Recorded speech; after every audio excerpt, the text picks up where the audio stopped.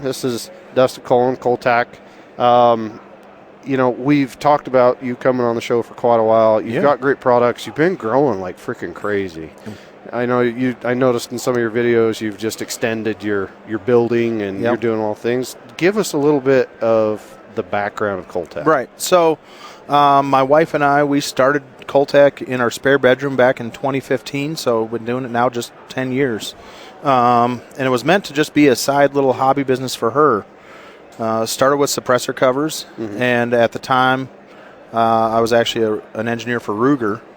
So she made me a cover, and my buddies at Ruger saw it, and they were like, well, can she make us one? And then so made some for them, and we were like, well, we'll just put up a little small website. And she had one sewing machine in the spare bedroom, and we were cranking away there, and started picking up a little bit more, and to the point where, I was working all day.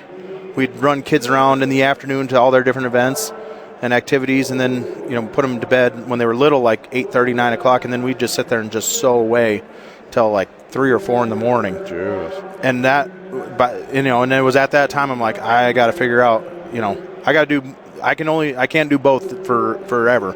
Right. So we said, well, let's make a go of it, and I did it full time, thinking, all right, it's just gonna be my wife and I. Built a garage. And we were doing it out of the garage, and we made it there for all of 6 months.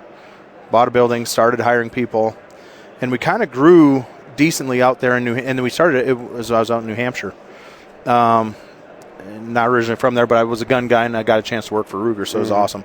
And then, we kind of got trapped in this whole 6 to 8 employee range, and we had all this demand. I have a bunch of products that were already designed, ready to go. We just didn't have enough sewers because we make everything in-house. We don't outsource anything.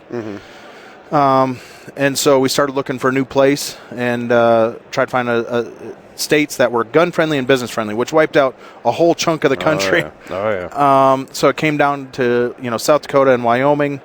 And ended up finding a good place there in Rapid City, South Dakota, which is a great spot for us. It's big enough where we have a decent employee pool to pull from, but yet not so big that I hate my life. I've got 4 stoplights to get to work, and it's a good spot. And now we've grown. We did that move back in 2021, and then just been growing ever since. And we bought the building out there, and then didn't take us long and filled it up. So then last year we started an expansion where we added on another 10,000 square feet. And, today now we're sitting almost at 19,000 square feet. Got 33 or 34 employees. That's nuts. Just cranking away. And it's this weird game of, we keep adding people and we're like, all right, we'll get ahead and it's going to plateau. And we just keep adding new product. The problem is I don't stop tinkering. That's a good problem. Yeah. So we just come out with new stuff, and then it keeps more people busy, and then we come up with the next new thing. And it's nice that because we are the manufacturer, it allows us to, we really design products that we think will do well, but we can do trial runs of stuff. We can do small runs of something, see if it works. And most of them they resonate real well with our customers because we try to find those niches that are big enough to keep us busy, but they're not such huge products that they've already been taken over by Asian imports. So it's been a real good growth for us, and we just kind of do it one product at a time. Yeah, and that is a big issue.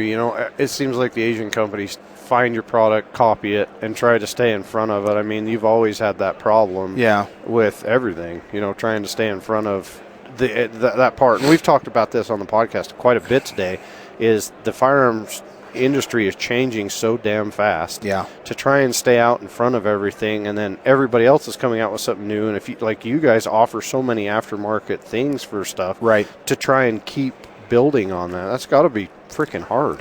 It is, but it's my hobby, it's my passion. So it's hard, but I enjoy it. So I sit there and work all day long, and I get into the shop at 7 in the morning, and all of a sudden I look and it's 5 o'clock in the afternoon. The day just flew by me, and I'm smiling ear to ear because I've been tinkering and playing all day with stuff that I love to do. And so I don't know. Yeah. Well, I think in a lot of these scenarios, you can tell who likes their job, who loves, doing what they're doing, and everybody else just kind of shows up and goes through the motions. It's a job. Right. And we've talked about it, like hiring the right people to run your business, to marketing, to sales, to everything else, but giving the people the range to design and to build good shit. Right. I mean, that's a huge thing. Well, and that's I would say one of the biggest things that since we've moved out there and we can actually hire people is, before I was the head of marketing, engineering, sales, HR, and the janitorial services. You'd be a shitty HR director. I'm just saying. I hate HR. Oh my goodness, I hate HR. But yeah, it's nice to have. We picked up. I've got a couple engineers now. I've got a couple marketing guys, and I will say as we've grown, that's been a difficult thing for me, is kind of letting go and be like, all right, because it's my baby. This my wife and I, we've got 4 kids, and we talk about how the business is our 5th. And kind of trusting somebody else. All right, you've got marketing, and go do it. And if you just trust the right people and get the right people in the right spots, man, the stuff that they're doing now, I couldn't do on my own, just because there's not enough hours in the day. Same with engineering. I mean, some of those products that are historically, up until just a year and a half ago, every single product that ever came out was mine, from concept all the way to the final production run. And now we've got other people helping and working and doing stuff. The one of the latest products that's been a real good hit is our Varmint Wrangler. It's our 22 pistol chest holster. And I saw that on your lawnmower. Yeah, that was a good one. Yeah. Yeah. And what was neat about that is, I had the idea, and I passed it off to our engineers. I'm like, we got to do this because I think it'll do well. And they ran with it and made a really cool product out of it. It's a simple thing, but it works great for those people who want to have a suppressed 22 pistol with them. And then the marketing side of it, the whole lawnmower video, that was Marshall, our marketing guy. And he did that, so it's nice to kind of watch something happen that other people are running with it and doing it and loving it too, because they're all the people that we're hiring. What's nice about this industry is you can hire people who this is their hobby and passion too. So same thing, when they're working, they're enjoying it. I hope it seems like they're enjoying it. Right. We try to make it so it's fun for them, and it's just really neat to see some of those things come to life, where it's not just solely me anymore. And I'm just kind of, all right, you guys got this, take it and run with it. And they're doing great things with it. And it's cool. And I think it's allowed us to really expand and grow in ways that weren't possible before, when it was just me doing everything. Right. Yeah, I was talking to Matty at Seekins, and he goes, that's one of the big things is Glenn over there. He picked the right people to do the job, and then he let them do their job. Yep. Type thing, instead of having their finger on them. And I mean, at some point as an owner, you still want to have your finger on the pulse. Right. But you give them the creative, but they've got to have a passion about it too. Right. Yeah. And it's not like we're, have a toaster company where it's just a product or a widget that no one's passionate about, where, we can find gun guys or gun gals and who really like this stuff and just put their heart and soul into it, and it's cool to see. Right. So you guys started with suppressor companies, yeah, or suppressor covers. Yep. What is your? Let's talk about like your top 5 products. You got a lot of products. I went to your website the other day. I'm like, shit, I didn't know they had that. I need 2 of those. I need 1 of those. But so, what are your top 5 that everybody wants? So suppressor covers still are our bread and butter, but it's a lot of competitive long-range shooting gear. So our support bags are doing real well and seem to be picking up. We've got some really unique ways of how we're getting that stuff done. Simple little things like our cheat sheet, the little scope-mounted dope holder. It's kind of it's a really affordable option, but yet is super handy. That I can't shoot them at. I don't even go hunting without one, because your dope's right there in your eye. You don't have to take your head up off the rifle, and you can keep dialing. So that's a good one. Our Varmint Wrangler actually last year ended up at we released it on October 17th in 2024, and at the end of 2024, it was like our number 5 product as far as quantity sold, just from October to the end of the year, and we just piled through those. So that's been a huge product for us.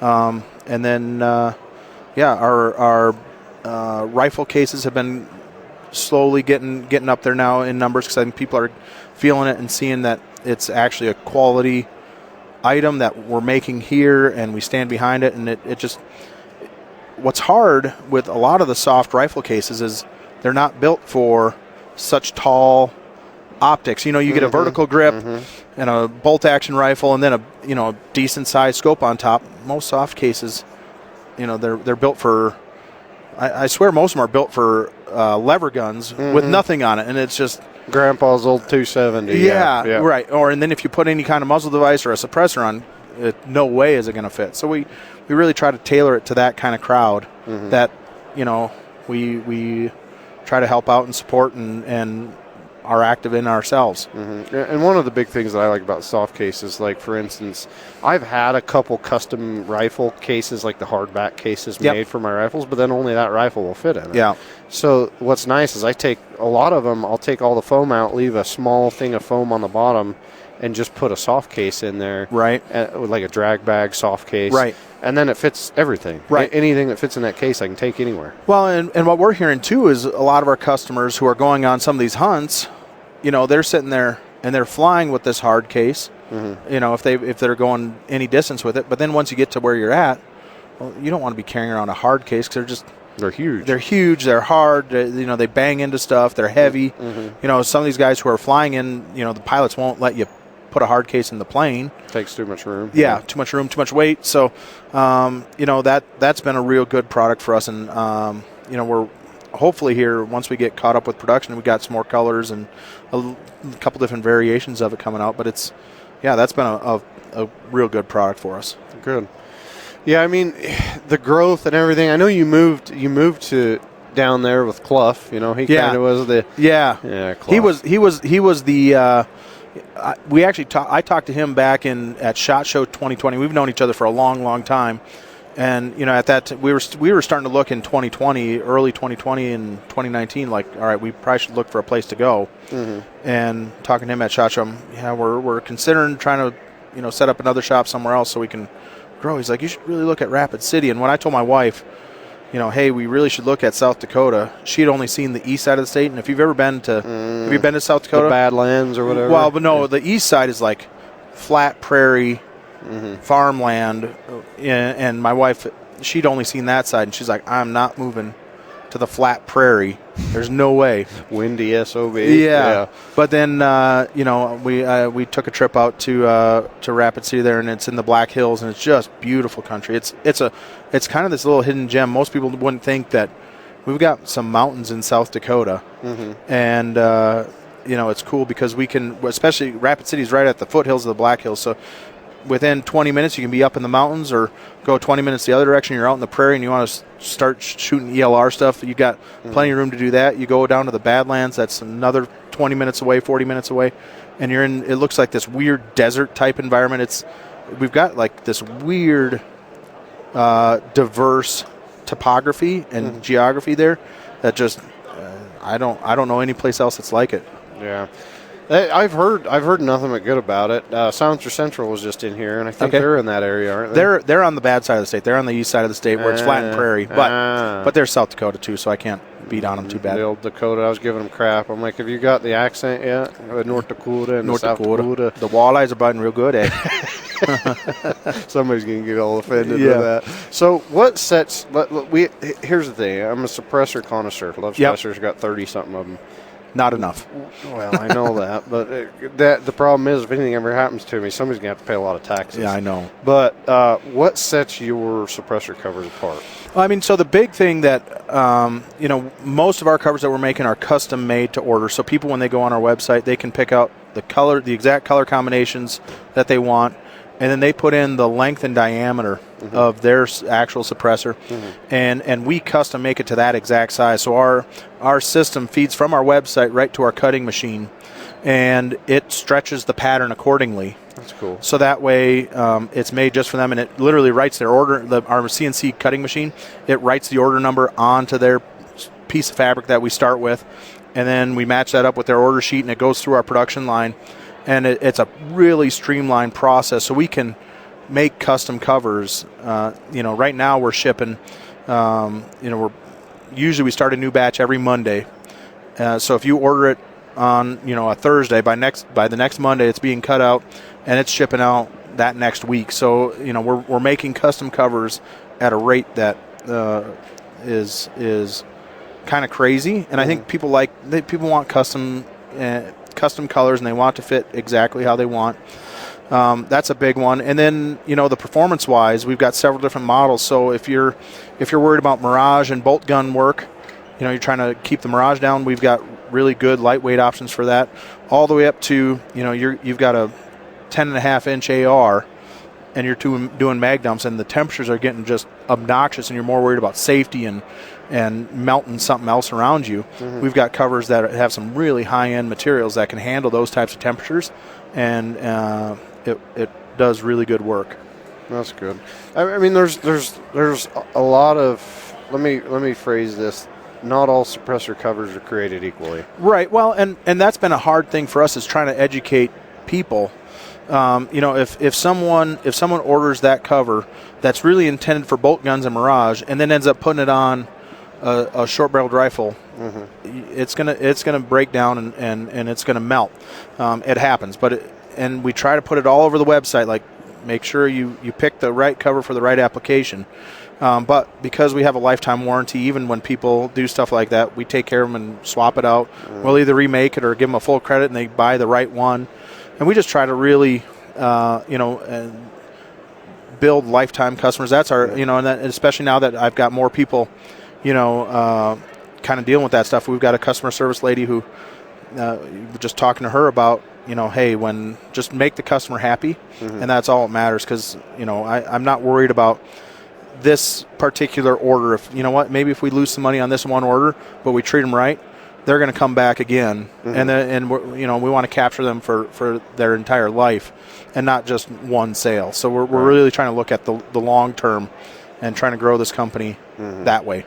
Yeah, that is. A lot of people don't think that. They just think of selling a product like on Amazon, and hopefully it worked good for you and everything else. And there are too many people out there doing the same thing anymore, and you've got to kind of be that over-aggressor as far as taking care of people. Yeah. You got to make sure that they're handled and everything else. So that's a good thing. So you got pretty much a limited lifetime warranty. Unlimited life. I mean, yeah. If it's got our label on it, I don't care. We'll take care of it. Yeah. And even, we've had some obnoxious ones where, literally people's dogs have chewed stuff apart, and they're like, "Hey, can you fix this?" And it's like, "No, man, we'll just replace it." And what we've done, usually what we try to do is we try to get that stuff back, and we use it as marketing tools too. We just had a guy, he sat there and he had one of his chest packs and had granola bars in it, and set it in the corner of his garage, and freaking mice chewed right through it, and wrecked it. And he's like, "Hey, can you guys fix this?" And a lot of times with sewing stuff, it's easier just to give them a new one than trying to tear down, depending on what step it's at, to tear it down and fix it. It's not even worth it, because it's just so labor intensive to rip everything out and try to put stuff back in. That we'll get you a new one. Don't worry about it. Please send the other one back so we can take a picture of it and show off a little bit. Laugh at you or laugh with you a little bit. Oh yeah, we've had people shoot through support bags, and we make fun of them, but get them a new one. Yeah, and then one of my favorite ones is your ammo pouches and stuff. So, ammo novels. Yeah. Oh, I didn't even say that. We've got a lot of ammo storage products where, again, I was going to matches and I was reloading, and I had the regular plastic boxes, and we work so hard at trying to make this ammo absolutely perfect. And I was walking from stage to stage, and I could hear clink, clink, clink, clink. You could hear it rattling in and then just the OCD in me is like, that can't be good for it. There's got to be a better way. And so we came out with the ammo novel, and it holds 120 rounds. It's this nice. It's kind of the size of a book, or maybe a little bit taller than a book. It fits real nice in a pack, so that way, as you're using it, it gets smaller and smaller and smaller. And by the time it's done, by the time it's empty, it's taking up barely any room in your pack, and it doesn't let stuff slide around and move around. So I really, really dig that. Yeah, that was a big thing. Like I've seen it at quite a few matches where people will have it in a nice, plastic case. And then they open it, fills full of rain, fills full of everything. It's not protected. Like you're not putting it back away when you're done. And I've seen like pressure spikes. I've seen a lot of that stuff because people don't pay attention to what's getting on their ammo. Right. Well, and so what I did. So the first time when that thought process clicked when I heard the ammo bouncing around in there. I put some foam in the top, and then, but still, it's like I didn't really like the idea of having so much pressure on the bullets, and the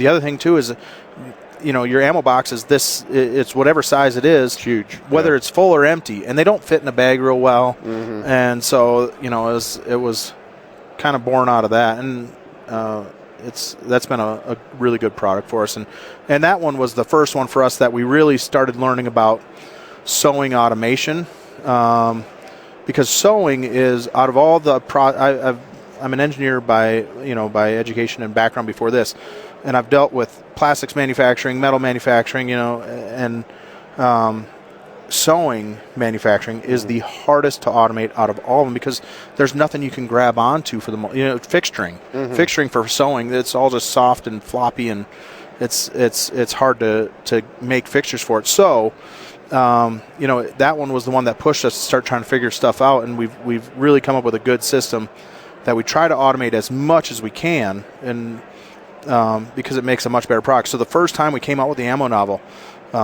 Brooke, she still works for us. She's a great lady. Moved all the way from New Hampshire with us out to South Dakota, but she was our head sewer, and now she's our production manager. But at the time, we had a 5mm Allen key, so she'd sew down one side of the piece of elastic, and then sew down the other side of the 5mm Allen key, move it over, sew it again, and 120 slots. It was, took all day and a year to try to make. Yeah, that's and she's really good at sewing, but still trying to get it to look right and look good was really difficult. So it's like, all right, we got to find a better way. And so now, we make all of our own fixturing in house for when we design products. We try to figure out ways how to make it efficient because the name of the game for sewing is trying to find ways to make the labor side efficient because it is so labor intensive. Yeah. And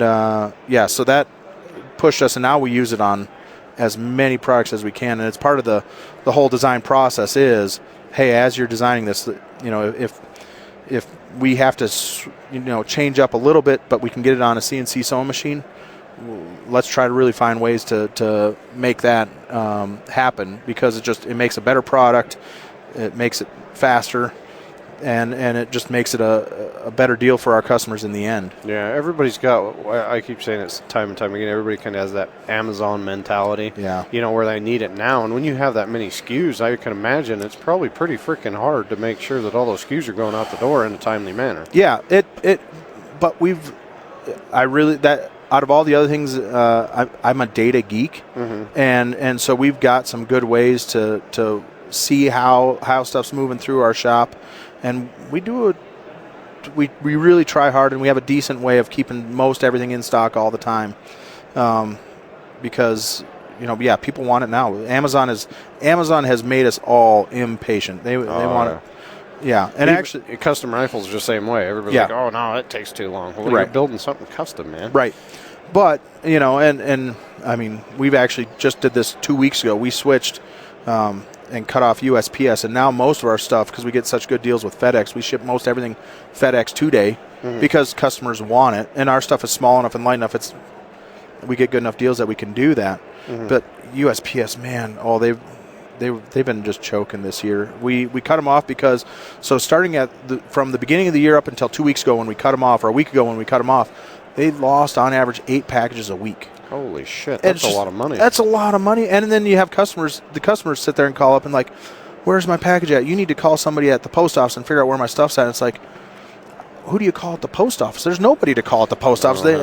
And so none of them answer. UPS, none of them answer their freaking phone. Right. Though. Well, with FedEx, I will say,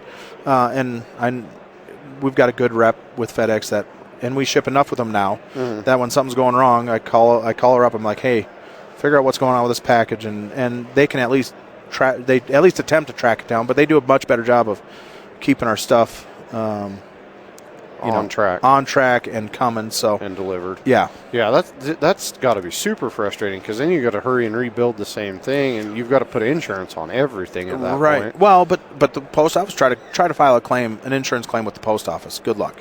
We just quit. We quit filing because you don't hear back from them, and we don't know what happened, and or what's even more frustrating is we hurry up, make a new one, and ship it out. And then all of a sudden, 3 weeks later, the original package shows up out of the blue. We don't know where and how. Went to Nome, Alaska. Yeah, and luckily we've got really good customers who, they reach back out. Hey, man, I got to, how do you want me to deal with this? And we ship it back. But if it's a custom suppressor cover, we ship it back, and we have a grab bin in our retail store that's there in Rapid City. But it's custom, so it's hard to move again. Yeah, it's going to sit on your shelf for a little while. Yeah. Yeah, that's a freaking pain in the ass. I lost an entire box of custom actions a year ago from UPS, and they just disappeared. UPS wouldn't do anything. Just had to report them all as stolen, and it was $10,000 that I had to pay because our shipping person didn't put insurance on it. So. Were they serialized too? Oh, yeah. So the ATF was involved, I'm sure. Yeah, but the ATF, it's like ATF don't give a shit. I know, but still, I just don't. I try not to talk to them I avoid them as much as possible. Yeah, it's been a crap show, but that is a big issue in the industry, period, is shipping. Yeah. Like stuff getting from A to B, is it damaged? Right. People just don't give a shit. Right. That's got to be hard, but yeah, but that much stuff's crazy. Right. But what's nice, too, is since we are the manufacturer, at least it cuts out one leg of the transportation. If we were outsourcing and then we had a big shipment coming in and then that gets lost. We do a decent amount of OEM manufacturing, and it wasn't, oh gosh, this is probably a year or two ago. We had a huge shipment. It actually got destroyed in shipping. The truck tipped over. It flipped over on the interstate, and I guess it got doused in oil. They had oil bins in there. So UPS covered. We didn't have full insurance on it, so with UPS, but luckily our business insurance covered it because it was a pretty sizable shipment that it would have really sucked to take a full hit on it, and we lost a little bit on it, but at least there was some coverage there. Yeah, that's the hard part is getting into business. There's too many people, too many things wanting to take money from you, and I mean, I guess that's kudos to you guys for figuring out how to make it faster and more reliable and everything else. Because there's still a lot of people that I know still on the old sewing machine, trying to push out products, which is good for them if that's what they can afford. But moving forward, trying to build the best product and still get it out as fast as possible with the customer's huge. And I will say too, trying to get our sewers to understand that the quality levels that our customers expect and that we expect. That's been a hard thing because for the most part, the sewing industry in the U.S. is pretty well dead. And for us, we don't try to find trained sewers anymore. We just find good people and we teach them how to sew. Is that because most of it's overseas? Yeah. And it's so cheap to just go overseas. Right. Yeah. So like think about most you think about most areas, there's at least a couple CNC manufacturing shops. There's probably a plastic injection molding shop somewhere. So like those still exist throughout the country. But how many sewing shops do you know in your general area that can do real large scale production manufacturing? No. Exactly. There's none. I mean, if I had to guess, very few. And so their trained sewers really don't exist. And so we just we set up our processes in a really methodical way, so that way it's hopefully it makes the flow of the product really well. All of our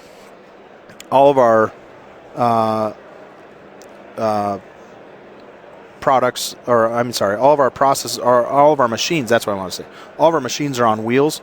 So we sit there every day, depending on what we're making, we juggle our production floor to put the machines in the correct order for whatever we're making. We do a production run, so it's nice and efficient.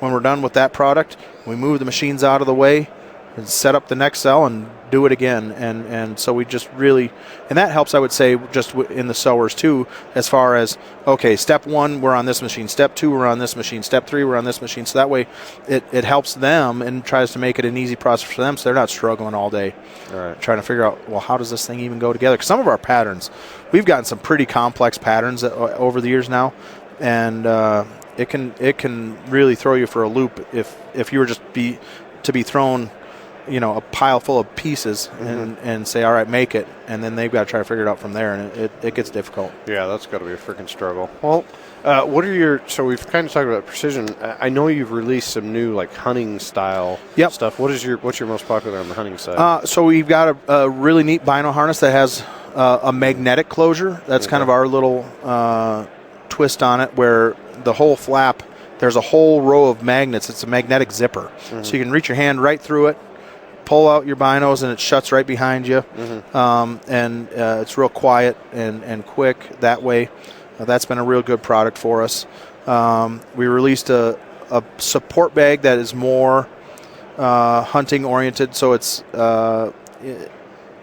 like our cuddle bag if you've ever had it, the big, more cube bag, but it's half thickness of that. So it's real lightweight, and it works. It has several different orientations that you can get different distances with for the angles, and then it works great as a glassing pad. So I sit there and you're sitting down on a rock and on a ledge, get your tripod out with the binos, and you're sitting on that and just being up 3 inches off the ground where it's dry and warm, and you don't have a rock shoving through your butt. Yeah. Then try to stand up after you've been sitting there for an hour. Yeah, and your legs are asleep. Yeah. So that's been a real good one. And then actually this last fall we released a bird hunting vest, because we're in South Dakota. It's the bird hunting capital of the world. And there's nobody making a bird vest in South Dakota. And so we do a lot of pheasant hunting out there, and that's been a real hit. And we've got a new version of that coming out here hopefully in the next 60 to 90 days. Okay. Yeah, bird hunting's huge. But I think that's kudos to you guys for kind of staying ahead and branching out so far. Because, I mean, like you said, you started with the precision rifle stuff, but it seems like you're just kind of flowing. And a lot of it is stuff that I just want. I want for myself. It's like I sit there. I've got a bird hunt. I go bird hunting every year out in South Dakota there now. But I've got this hunt coming up, and I'd really like to have whatever widget. Let's sit down and start putting pieces together and make something. And that's how a lot of the products are coming about. It's just because whatever we're into and whatever we're doing, we make it happen. And usually, if you want to do it, there's plenty of other people that probably want the exact same freaking thing. Right. Yep. Well, I appreciate you stopping by. We'll have to do another podcast one of these days where we can kind of show the video portion. Our video where we're set up right now is not the greatest, but where do people find you? So our website, Cole-TAC.com. That's all of our products are on there. That's our catalog. That's everything that we're offering. And so if you have any questions, you can email us. We got an email portal on there, or you can support@Cole-TAC.com, or call us. I mean, we have our phone number listed there, and we love talking to customers and helping them through.